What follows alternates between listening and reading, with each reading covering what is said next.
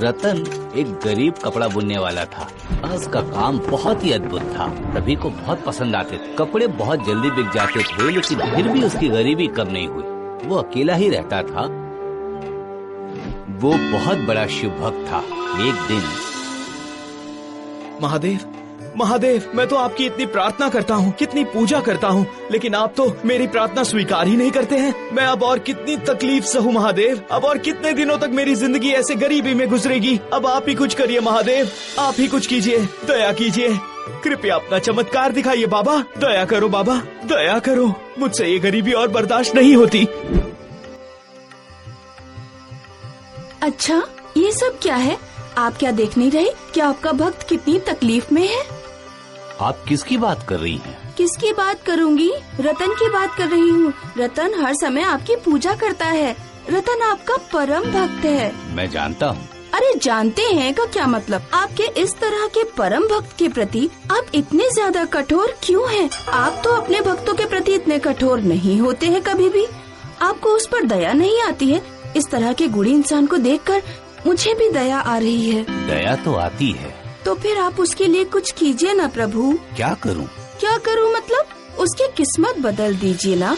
उसके पास ज्यादा पैसे रहेंगे तो वो सुख और शांति से रह पाएगा प्रभु। और ऐसी बात नहीं है प्रभु कि उसके पास कोई गुण ही ना हो। सुनिए पार्वती, सब उसकी किस्मत की वजह से है। उसकी किस्मत मैं बदल नहीं सकता हूँ, मेरे हाथ में नहीं है। मुझे भरोसा नहीं है। आप देना नहीं चाहते हैं, इसीलिए इस तरह की बातें कर रहे हैं। ठीक है, आपको नहीं देना तो मत दीजिए। आपके किसी भक्त का ऐसा अपमान, ऐसी तकलीफ मैं नहीं सह पाऊंगी प्रभु। उसे मैं दूंगी। देखिए, अगर कर सको तो, लेकिन मैं फिर बोल रहा हूँ, किस्मत ऐसे बदली नहीं जा सकती।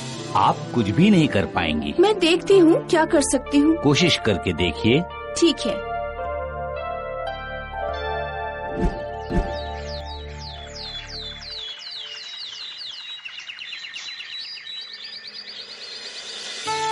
वाह, क्या बात है, कितनी मधुर धुन है ये। वाह, क्या गाना है ये। आंखें बंद करके गाने का मन हो रहा है।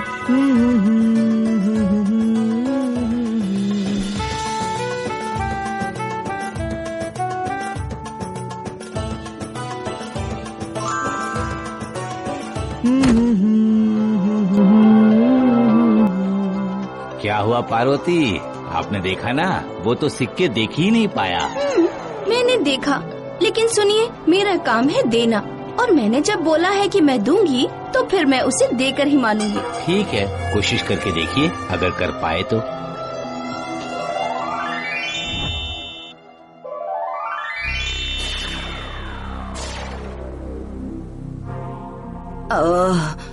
माँ, अब मुझसे चला नहीं जा रहा।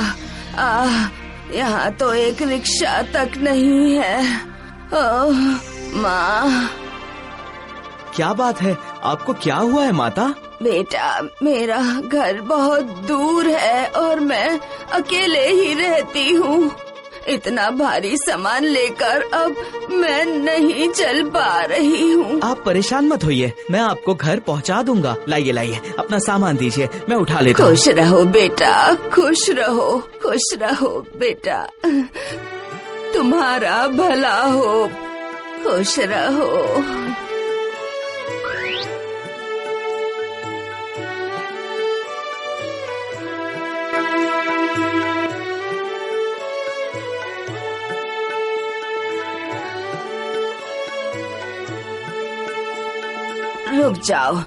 रुक जाओ बेटा, इसे यहीं पे रख दो, रखो।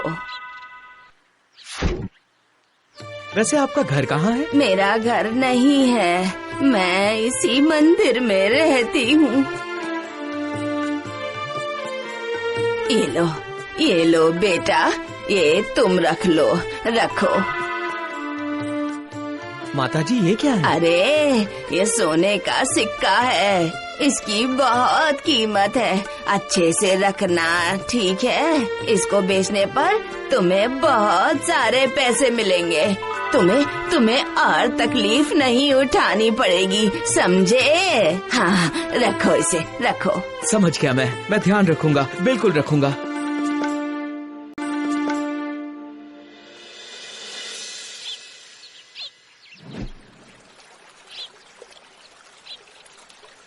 आज मैंने बहुत काम किया है और गर्मी भी बहुत ज्यादा है। वाह, कितना ठंडा पानी है। एक काम करता हूँ, चलो इस तालाब में नहा लेता हूँ।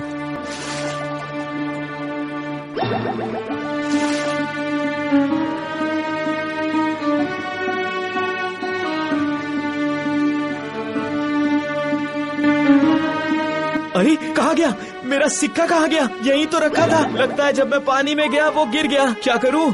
क्या फूटी किस्मत है मेरी। सिक्के को भी पानी में अभी गिरना था। मेरी किस्मत साथ नहीं देती। क्या करूँ? क्यों, देख लिया ना आपने? मैंने क्या बोला था आपको। मैं उसे पैसे देकर ही रहूंगी।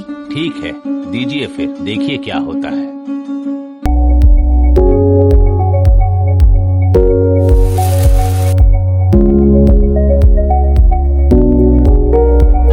कैसे हो भैया?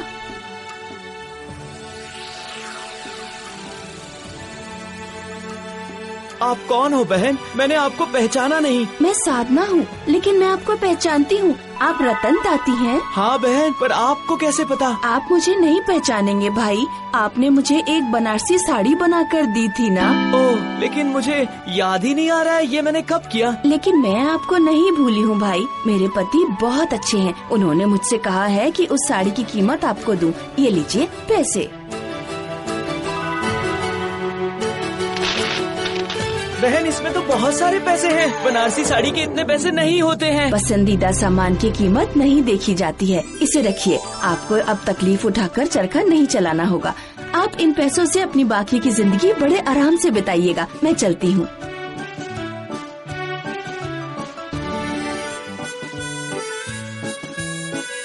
क्या हुआ रतन भाई, इतने खुश क्यों हो? हाँ? क्या बताऊं भाई, जरा ये देखो कितने पैसे मिले हैं मुझे।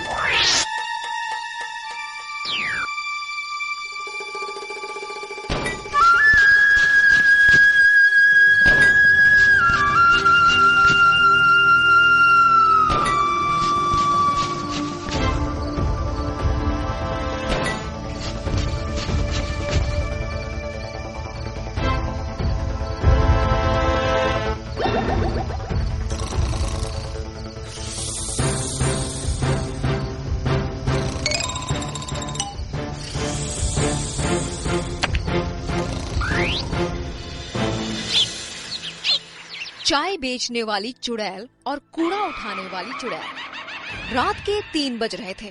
पूरे रेलवे स्टेशन पर सन्नाटा था। जोर जोर से हवाएं चल रही थी। तभी रेलवे स्टेशन पर एक ट्रेन आकर रुकती है, जिसमें कई सारे पैसेंजर अंदर बैठे होते हैं, लेकिन कोई भी आदमी उस ट्रेन से बाहर नहीं उतरता। सभी लोग अपनी खिड़कियां बंद कर लेते हैं कि तभी अंदर से एक औरत अपने पति से कहती है, सुनिए जी, इस स्टेशन पर कोई उतर नहीं रहा। ट्रेन आगे क्यों नहीं बढ़ रही? और सबने अपनी खिड़कियां क्यों बंद कर ली? कितनी गर्मी हो रही है, ऐसे तो मेरा दम घुट जाएगा। उसकी बात सुनकर तभी एक बूढ़ा आदमी कहता है, चुप करो, कुछ मत कहो। अगर अपनी और हमारी जान की सलामती चाहती हो तो भगवान के लिए चुप रहो। वो दोनों चुड़ैल बाहर ही हैं अभी। तभी उनके आगे वाले वीआईपी डब्बे में एक परिवार होता है जो नैनीताल से अपने गांव सहारनपुर जा रहा होता है। लेकिन एक राघव नाम का लड़का, मैंने पहली बार किसी स्टेशन पर इतना सन्नाटा देखा है। राघव को वहाँ एक कूड़ा उठाने वाली और एक चाय बेचने वाली के अलावा और कोई नहीं दिखता। तभी उसके पास चाय वाली औरत आती है। चाय, गरम चाय वाली, चाय गरम, चाय वाली साहब, गर्मा गरम चाय ले लो। चाय। अरे सुनो, कितने की चाय है? साहब, केवल 10 रुपए की। ऐसी चाय आपने कहीं नहीं पी होगी। राघव अपनी खिड़की से हाथ निकालकर उस औरत से चाय लेने लगता है, लेकिन वो औरत राघव का हाथ पकड़ लेती है और देखते ही देखते वो एक भयानक चुड़ैल बन जाती है। चुड़ैल, हे भगवान, ये चुड़ैल कहाँ से आ गई? बचाओ, अरे मुझे कोई बचाओ। चुड़ैल राघव का हाथ काट देती है, जिसके बाद कूड़ा उठाने वाली चुड़ैल उसकी मुंडी काटकर अपने बोरे में डाल लेती है। नहीं छोड़ूंगी, किसी को भी नहीं छोड़ूंगी, सबके सब मरेंगे। राघव के चिल्लाने की आवाज सुनकर डब्बे के सभी लोग जाग जाते हैं और ट्रेन के सभी पैसेंजर बहुत डर जाते हैं। और ट्रेन के चलने के बाद वो बूढ़ा आदमी उस औरत को बताता है। ये कुछ महीने पहले की बात है। संबलपुर गांव से 2 बहनें रीता और सीता शहर जा रही होती हैं। वो दोनों ट्रेन में बैठ जाती हैं, जिसके बाद ट्रेन चलने लगती है। तभी रीता सीता से कहती है, बहन, अगर चाचा ने हमें अपने घर में नहीं रखा तो हम इतने बड़े शहर में क्या करेंगे? देख बहन, हमें कुछ तो करना ही होगा, क्योंकि अब हमारे साथ हमारे माता पिता नहीं हैं जो हमारी देखभाल कर लेंगे। हमें खुद ही अपना ख्याल रखना होगा। उस स्टेशन पर एक कूड़ा उठाने वाला था और एक चाय बेचने वाला। ट्रेन के सभी पैसेंजर सो गए थे कि तभी सीता रीता से कहती है, बहन, बहुत जोरों की भूख लगी है, चलो चाय पीकर आते हैं। वो दोनों बहनें सुनसान स्टेशन पर ट्रेन से उतर जाती हैं, जिसके बाद सीता चाय लेने जाती है। वहीं रीता को प्यास लगती है, इसीलिए वो पानी पीने के लिए कूड़ा बिनने वाले से पूछती है, भाई साहब, मुझे बहुत जोरों से प्यास लगी है, क्या यहाँ पानी मिल जाएगा? कूड़ा बिनने वाला उसे बहुत ध्यान से देखता है, जिसके बाद वो उससे कहता है, उस कमरे में पीने के पानी की टोंटी लगी है, जाओ पी लो। रीता पानी पीने के लिए उस कमरे की तरफ जाने लगती है कि तभी वो कूड़ा बिनने वाला उसके पीछे पीछे आता है और कमरे का दरवाजा लगा देता है। अरे भाई साहब, ये तुम क्या कर रहे हो? दरवाजा खोलो, मुझे बाहर जाने दो। ऐसे कैसे जाने दूं? पहले वो काम तो कर दूं जिसके मुझे पैसे मिले। क्या चाहते हो तुम? साफ साफ बोलो। रीता बहुत डर जाती है। इतने में वो आदमी एक खंजर निकालता है और उसके दोनों हाथ और उसकी मुंडी काट देता है। रीता वहीं मर जाती है। उसे मारने के बाद वो आदमी चाय वाले के पास जाता है। जब सीता कूड़े बिनने वाले के हाथ में खून से लथपथ खंजर देखती है तो वो डर जाती है, लेकिन तभी पीछे से चाय वाला उसका मुंह दबाकर उसे वहीं ले जाता है जहां उसने उसकी बहन रीता को मारा था। ये तुम क्या कर रहे हो? तुमने मेरी बहन को मार दिया।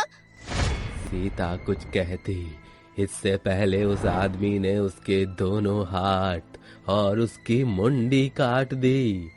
उस दिन दोनों बहनें मर जाती हैं। उनकी मौत क्यों हुई आज तक इस बात का पता नहीं चला। सरकार ने भी उन दोनों बहनों की मौत का पता नहीं लगाया, लेकिन उस दिन के बाद वो दोनों बहनें भयानक चुड़ैल बन गईं, जिसके बाद वो रेलवे स्टेशन से उतरने वाले हर एक पैसेंजर के हाथ और उनकी मुंडी काट देती हैं। लेकिन अगर ऐसे ही रहा तो वो दोनों चुड़ैल तो कई लोगों को मार देंगी। हाँ बिटिया, मैं जानता हूँ, इसीलिए मैं संबलपुर गांव से शहर जा रहा हूँ, जहाँ वे दोनों बहनें जा रही थीं। शायद वहाँ जाकर मुझे उन दोनों बहनों की मुक्ति का कोई रास्ता मिल जाए। वो बूढ़ा आदमी शहर में उन दोनों बहनों के रिश्तेदार यानी उनके चाचा जी के घर जाता है, जहाँ उसे पता चलता है कि उसके चाचा कुछ समय पहले ही गुजर चुके हैं। तभी रीता सीता की चाची उर्मिला उस बूढ़े आदमी से कहती हैं, बाबा, मैं ज्यादा कुछ नहीं जानती, लेकिन अपने पति को हमेशा किसी बात को लेकर परेशान देखा करती थी और मरते समय उनकी जेब से ये एड्रेस मिला था मुझे, शायद आपके किसी काम आ जाए। वो बूढ़ा आदमी उस एड्रेस पर पहुंच जाता है, जहां उसे एक बहुत ही जाने माने तांत्रिक बाबा मिलते हैं, जो उस बूढ़े आदमी से कहते हैं, उन दोनों बहनों की मौत उनके चाचा नत्थू लाल ने करवाई थी। वो चाहते थे कि उनके मरने के बाद गांव की सारी जमीन वो हड़प ले, लेकिन उन दोनों बहनों की मौत के बाद वो दोनों चुड़ैल बन गईं। और नत्थू लाल को रेलवे स्टेशन की कहानी पता चली तो उसे डर के मारे हार्ट अटैक आ गया। बाबा मेरी मदद करो, उन दोनों बहनों को मुक्ति दिलाने में। उन्हें मुक्ति नहीं मिली तो वो ऐसे ही सबको मारती रहेंगी। वो बूढ़ा आदमी तांत्रिक बाबा को रेलवे स्टेशन लेकर जाता है और जैसे ही रात के 3 बजते हैं वो दोनों चुड़ैल सामने आती हैं और जोर जोर से हंसने लगती हैं। चले जाओ यहाँ से, ये रेलवे स्टेशन मेरा है, मैं सबको मार दूंगी। हम तो तुम्हें केवल यहाँ तुम्हारी मौत का कारण बताने आए थे। क्या? हमारी मौत का कारण? तांत्रिक उन दोनों को उनकी मौत का कारण बताता है, जिसे सुनकर वो दोनों रोने लगती हैं। तभी तांत्रिक बाबा उसके चाचा नाथूलाल की आत्मा को बुलाते हैं और इसके बाद नाथूलाल गिड़गिड़ाते हुए दोनों चुड़ैलों से माफी मांगता है। बिटिया हमका माफ कर दो, हमसे बहुत बड़ी गलती हो गई। मुझे अपनी गलती का बहुत पछतावा है। जैसे मैं इस दुनिया को छोड़कर चला गया हूँ, तुम भी मुक्त हो जाओ। ये सच बात है कि अक्सर अपने ही हमें धोखा देते हैं, लेकिन अब हमारा यहाँ रहना भी ठीक नहीं है। हम दोनों मुक्ति चाहते हैं।